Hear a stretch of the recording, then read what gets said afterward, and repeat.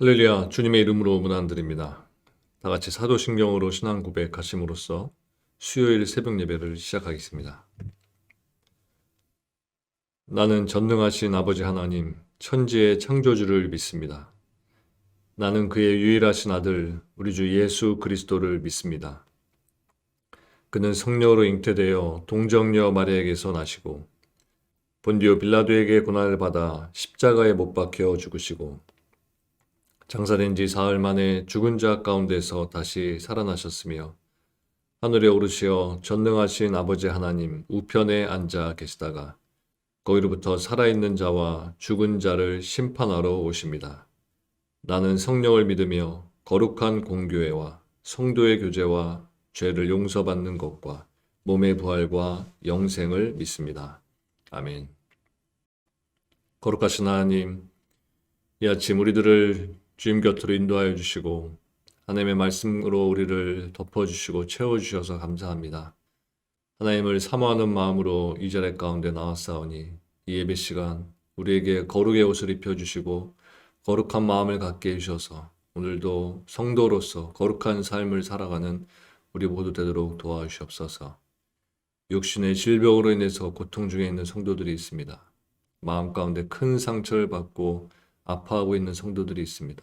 관계의 문제로, 또 자녀들의 문제로, 또 부부간의 문제로, 또 회사 일들로, 여러 가지들로 고통 중에 있는 성도들을 찾아가 위로하여 주시고 모든 상황 속에서 주인 되시고 힘 되시고 열쇠가 되신 하나님께 모두 맡겨드리며 오늘 이 예배를 통하여서 오직 하나님께만 영광을 올려드리는 우리 되도록 함께하여 주시옵소서.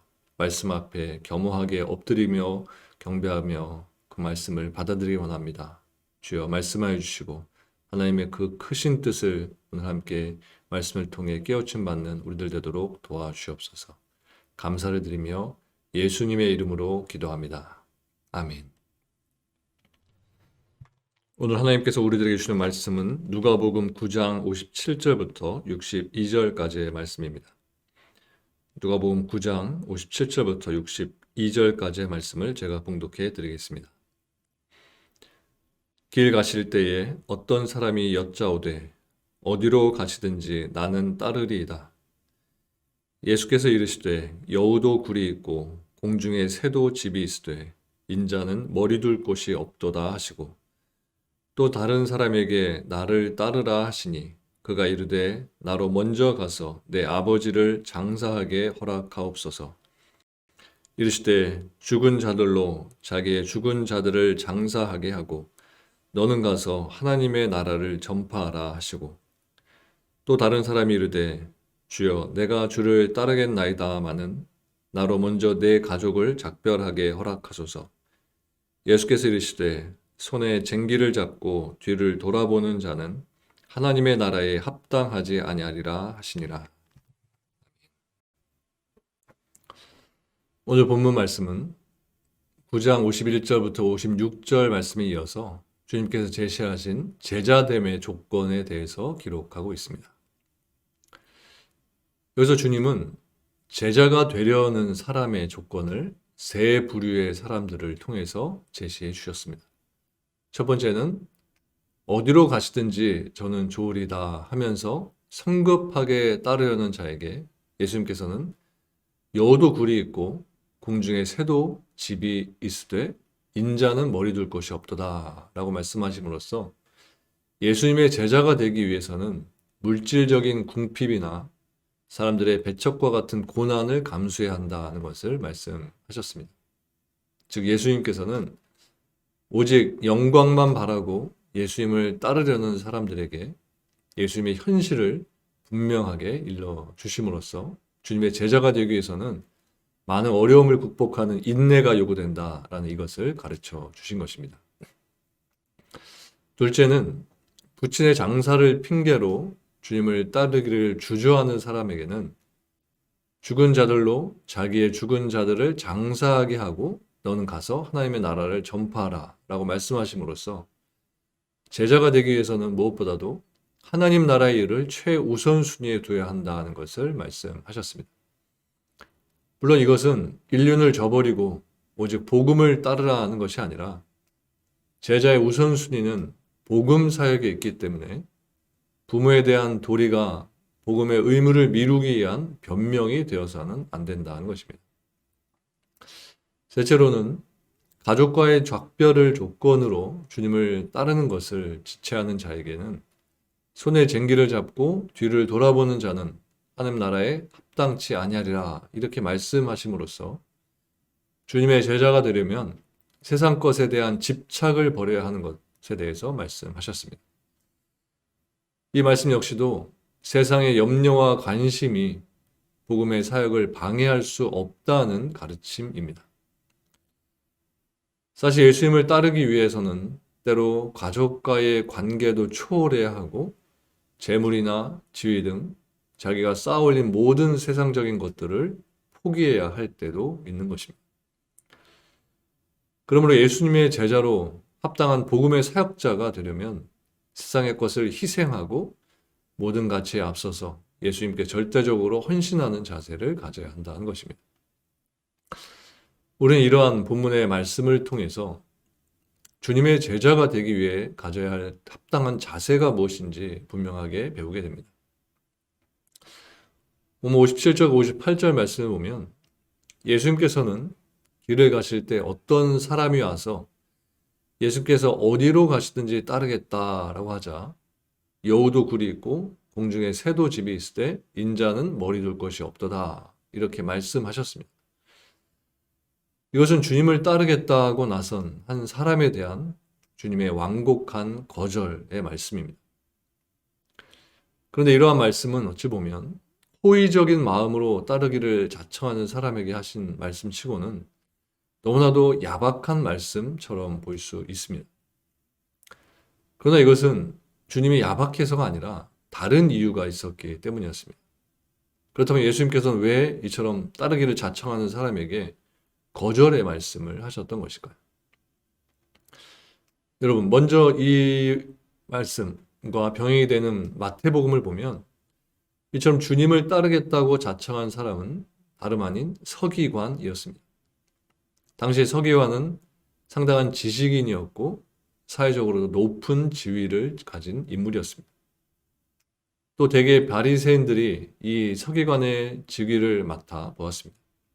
그러므로 서기관과 같은 사람이 예수님의 제자가 된다는 것은 주님의 권위가 한층 높아지는 계기가 될 수 있었던 겁니다. 하지만 중요한 것은 이 서기관이 주님을 따르기로 한 이유입니다.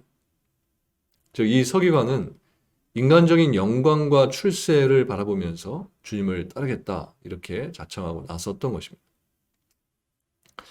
그러나 주님의 길은 서기관이 생각한 것처럼 영광의 길이 아니었습니다. 오히려 비참하고 수치스러운 고난의 길이었습니다. 그러므로 주님은 서기관의 청을 완곡하게 거절하신 것입니다. 물론 이것은 주님이 서기관의 청을 완전히 거절하신 것은 아니고 주님은 다만 주님을 따르기 위해서는 십자가 고난을 각오하는 그런 결단이 있어야 한다는 것을 말씀하신 것입니다.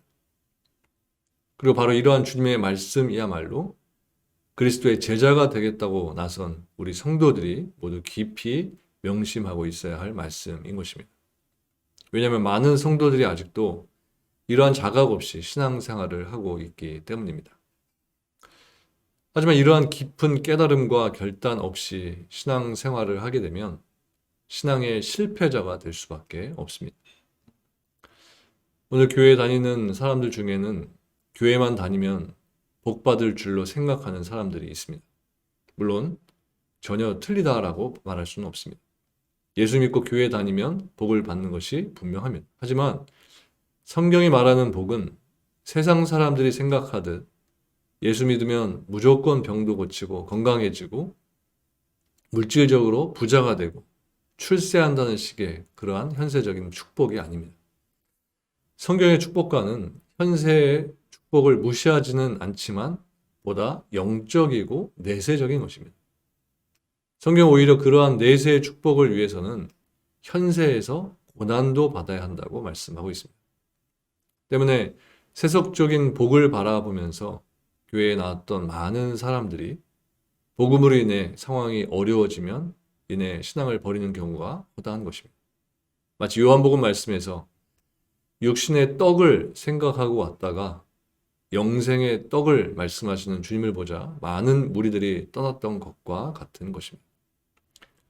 그러면 여러분, 우리는 이러한 주님의 말씀 앞에서 과연 나는 십자가의 고난의 자리까지 따를 수 있는 결단과 각오가 되어 있나? 한번 자신을 돌이켜서 생각해 보시기 바랍니다. 그래서 상황이 변할 때마다 흔들리는 그런 그리스도인들이 아니라 어떠한 상황 속에서도 믿음을 지키면서 그리스도를 따르는 온전한 제자들로서 성숙해 나가기를 바랍니다. 이어서 보면 60절 말씀은 죽은 부친을 장사하고 주님을 따르겠다는 사람을 향한 주님의 말씀입니다. 주님은 죽은 자들로 자기의 죽은 자들을 장사하게 하고 너는 가서 하나님의 나라를 전파하라고 하셨습니다. 이러한 말씀은 황당하게 들리기도 합니다. 왜냐하면 죽은 자가 죽은 자를 장사한다는 것이 있을 수 없는 일이기 때문입니다. 그러나 여기서 앞에 죽은 자들은 문자 그대로 육체적으로 죽은 자들을 가리키는 말이 아니라 이것은 주님을 믿지 않는 사람들을 말하는 것입니다. 즉 이 말씀은 주님을 믿지 않는 불신자들로 죽은 자를 장사하게 하라고 말씀하신 것입니다. 그렇다면 주님은 왜 불신자들을 이처럼 죽은 자들이라고 묘사하신 것일까요? 그것은 육체는 비록 살아있지만 그 영혼은 죽은 상태에 있기 때문인 것입니다. 아시다시피 사람은 육체와 영혼으로 구성되어 있습니다. 따라서 육체와 영혼이 다 같이 살아있어야 진정 산자라고 할 수 있습니다. 그런데 예수님을 믿음으로 죄 용서를 받지 않은 사람의 영혼은 영적으로 볼 때 죽어 있는 것입니다. 왜냐하면 사람의 영혼의 출처는 하나님이시고 따라서 하나님과 연결되어 있을 때에만 생명을 유지할 수 있는데 예수를 믿지 않음으로 죄 가운데 있는 영혼은 하나님과 단절되어 있기 때문인 것입니다. 그런 의미에서 주님을 믿지 않는 자들을 가리켜서 죽은 자들이다 이렇게 말씀하신 것입니다. 이렇게 본다면 이 땅에는 살았다 하는 이름은 가지고 있지만 실제로는 죽은 자들이 무수히 많다고 할 수 있는 것입니다. 우리는 우리의 영의 눈을 열어서 살아있지만 실제로는 죽어있는 사람들의 실상을 볼 수 있어야 합니다.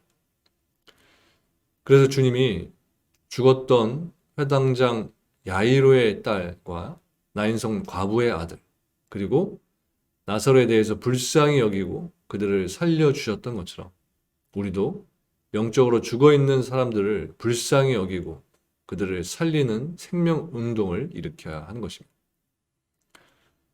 여러분, 우리에게는 죽은 영혼들을 살릴 수 있는 묘약이 있습니다. 그것은 바로 주님의 복음을 기록하고 있는 신약과 구약입니다.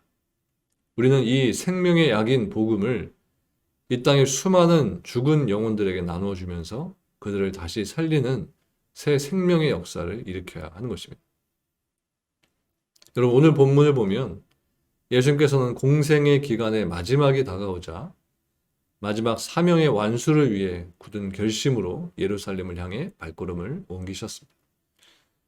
그리고 주님을 따르기로 한 모든 사람들에게 이와 동일한 결단과 각오를 요구하셨습니다. 따라서 예수님을 따르기로 한 우리 성도들은 지금까지 아니한 태도를 버리고 하나님의 나라와 복음을 위해 모든 것을 희생할 결단을 해야 하는 것입니다. 그래서 상황이 어떠하든지 흔들림 없는 자세로 주님을 따르면서 하나님의 나라와 그분의 의를 삶의 가장 최우선 순위에 두고 이것을 위해 최선을 다하는 진정한 제자들이 되어야 하는 것입니다. 여러분들 주변에 아직도 영적으로 죽은 자들이 많이 있으리라 생각됩니다. 하나님께서는 그 죽은 자들을 살릴 수 있는 약인 하나님의 말씀을 우리에게 주셨고 우리는 그 약을 그들에게 전달해 줌으로써 그들을 살리는 일을 감당해야 하는 것입니다. 오늘도 그 약을 기다리는 사람들이 있고 하나님의 말씀으로 회복되기 원하는 사람들이 우리를 기다리고 있을 것입니다. 오늘 하루 이 사명이 우리들에게 있다는 것을 기억하시면서 하나님의 말씀으로 죽은 자들을 생명의 길로 인도하시는 여러분들 모두가 되시기를 주님의 이름으로 축원합니다. 기도하시겠습니다. 하나님 감사합니다. 오늘도 우리에게 하루를 주시고 이 하루를 하나님의 자녀들로서 하나님의 백성들로서 하나님의 복음을 전하는 자로 살아갈 수 있도록 인도하시니 감사합니다. 다시금 이 사명이 우리에게 있다는 것을 오늘 말씀을 통해 우리들에게 주셨사오니 하나님의 뜻을 이 나라 가운데 이룰 수 있도록 오늘 우리들의 입술을 정결하게 해주시고 우리의 마음을 거룩하게 해주셔서 우리가 만나는 모든 사람들의 관계 속에서 또 우리가 자리하고 있는 모든 자리 가운데서 믿지 않는 자들에게 하나님의 복음을 전하며 나누며 그 기쁜 소식을 증거해 줄 수 있는 우리들 될 수 있도록 도와주시옵소서. 각 성도들이 그러한 삶을 살게 해주시고 우리 교회가 계속해서 그러한 교회로 이 민족과 이 나라와 이 땅 가운데 우뚝 설 수 있도록 주님 지켜주시옵소서. 감사를 드리며 예수님의 이름으로 기도합니다. 아멘. 하늘에 계신 우리 아버지, 아버지의 이름을 거룩하게 하시며 아버지의 나라가 오게 하시며 아버지의 뜻이 하늘에서와 같이 땅에서도 이루어지게 하소서. 오늘 우리에게 일용할 양식을 주시고 우리가 우리에게 잘못한 사람을 용서하여 준 것 같이 우리 죄를 용서하여 주시고 우리를 시험에 빠지지 않게 하시고 악에서 구하소서.